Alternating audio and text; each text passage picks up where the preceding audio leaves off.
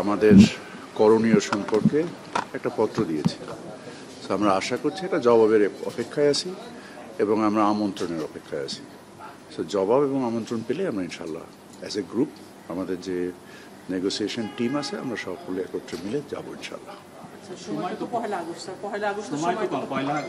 অবশ্যই সেটা আমাদের জন্য যেরকম প্রয়োজন যুক্তরাষ্ট্রের জন্যও প্রয়োজন। সো যুক্তরাষ্ট্র এবং আমরা এই বিষয়ে আমাদের কর্মকাণ্ড কোনো স্থবিরতা নেই, আমাদের কর্মকাণ্ড যথেষ্ট গতিশীলতার সাথে আগাচ্ছে এবং আমরা আমাদের অবস্থানগুলোকে মানে সঠিকভাবে তুলে ধরেছি। সক্ষমতার ভিত্তিতে আমাদের যা করণীয় সেই তুলে ধরার পরিপ্রেক্ষিতে আমরা এখন আমাদের ওনাদের থেকে যেটা বলেছে আমন্ত্রণের অপেক্ষায় আছে, আমন্ত্রণ পেলেই চলে যাব।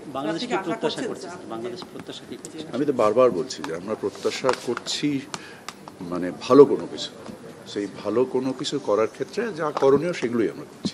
আগে মিটিংয়ে কোনো সিগন্যাল পেয়েছিলেন কিনা, ওরা যে কন্ডিশনগুলো দিয়েছিল ওনারা আমাদের কাছে মনে হয়েছে যে আমাদের জন্য ভালো কিছু হয়তো ইনশাআল্লাহ হবে।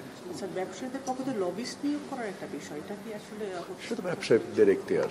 সরকারি পক্ষ থেকে কি এটা? না, সরকার কোনো লবিস্ট নিয়োগ করেনি, সরকার নিজস্বভাবে। কারণ এই জিনিসটা আপনাদেরকে একটা জিনিস বুঝতে হবে যে যুক্তরাষ্ট্র তাদের ন্যাশনাল ইমার্জেন্সি মানে ইনভোক করেছে বা ন্যাশনাল ইমার্জেন্সির বিনিময়ে কাজটা করছে।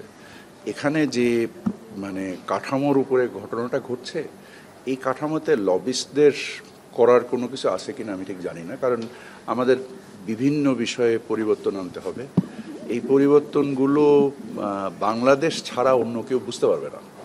এই পরিবর্তনগুলো আন্তঃমন্ত্রণালয় সংশ্লিষ্ট অনেক ধরনের মানে আইনি প্রক্রিয়া আছে, যেই আইনি প্রক্রিয়াগুলো একজন লবিস্টের পক্ষে বোঝা সম্ভব না বলে আমার ধারণা। এবং আমরা আন্তঃমন্ত্রণালয় সরকারের প্রায় সকল মন্ত্রণালয় একসাথে কাজ করেছে, গত 15 দিন দিন রাত কাজ হয়েছে এটার উপরে হয়ে আমরা আমাদের অবস্থান তুলে ধরেছি। আশা করছি ওনাদের আমন্ত্রণ পেলে আমরা চলে। একটা বিষয় স্যার, সামাজিক যোগাযোগ মাধ্যম বা বিভিন্ন জায়গায় ছড়াচ্ছে যে বাংলাদেশের স্বার্থ ক্ষুণ্ণ করে এই ধরনের একটা চুক্তি বা আমেরিকাকে সুবিধা দেওয়ার একটা সুযোগ তৈরি করে দেওয়া হয়েছে, এই বিষয়ে স্যার আপনার বক্তব্য? আমার এই বিষয়ে কোনো বক্তব্য নেই। আমরা আপনার মতো তো আমিও একজন বাংলাদেশি, তো বাংলাদেশের স্বার্থ ক্ষুণ্ণ করে আমরা কেন কাজ করব? এটা একটা সম্পূর্ণ অবান্তর প্রশ্ন। আমরা যা প্রচেষ্টা করছি তাহলে তার আন্তঃমন্ত্রণালয়ের মিটিংয়ের দরকার হয় না, তাহলে তো মানে কোনো একটা নির্দিষ্ট কিছু মেনে নিয়ে কাজটা করে ফেললে হয়ে যায়। সো আমরা তো স্বার্থপূর্ণ করার প্রশ্ন আসলে পরিশ্রমের দরকার কেন? এবং সামাজিক যোগাযোগ মাধ্যমের প্রশ্নের ভিত্তিতে মানে মেইন স্ট্রিম মিডিয়ার প্রশ্ন করবে, এটা তো আমার কাছে খুব রিয়ালিস্টিক মনে হচ্ছে না আর কি। স্যার একটু কাইন্ডলি যদি দেন, আজকে তো 24 তারিখ, আপনি চিঠিও দিয়েছেন তাদেরকে, 1 তারিখ আর আছে 6-7 দিন। আমি তো আপনার মতো একই বিষয়েই মানে উৎসুক এবং আগ্রহী। সো আপনি যতটুকু আগ্রহী আমি ততটুকুই আগ্রহী। বাণিজ্য উপদেষ্টাকে আশা করছেন যে এর আগে শিডিউল পেয়ে যেতে পারবে?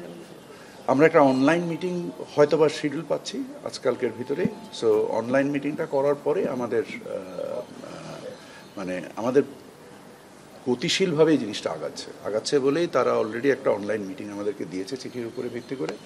এবং এই অনলাইন মিটিংয়ের পরিপ্রেক্ষিতে আমরা আমাদের পরবর্তী কর্মকাণ্ড নিশ্চয়